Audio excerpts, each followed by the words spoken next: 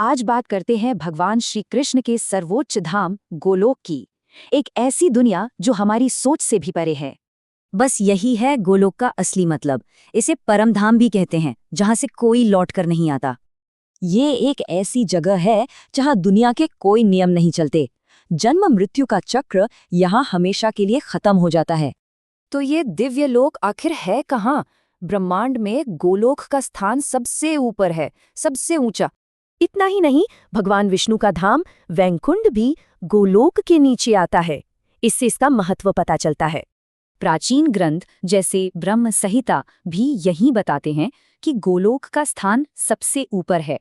ब्रह्म संहिता कहती है कि इसका विस्तार 90 करोड़ योजन है। सोचिए कितना विशाल होगा ये। गोलोक पर माया का कोई असर नहीं होता, मतलब वहां सिर्फ और सिर्फ दिव्य सत्य ही महसूस होता है।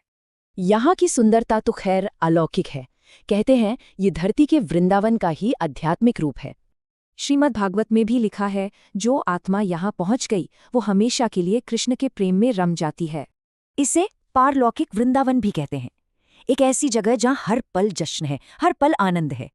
और इन लीलाओं के केंद्र में है कृष्ण और उनकी शाश्वत संगिनी राधा रानी। उनका प्रेम ही सब कुछ रोशन करता है। और कृष्ण की बांसुरी की धुन वो हर आत्मा को अपनी ओर खींचती है, सारे बंधन तोड़कर। तो फिर इस परम धाम तक पहुंचें कैसे? इसका रास्ता ज्ञान से नहीं, बल्कि सच्ची और गहरी भक्ति से होकर जाता है। इसके लिए चाहिए भक्ति और उसका सबसे शुद्ध रूप प्रेम भक्ति। यही वो चाबी है जो गोलोक का दरवाजा खोलती है।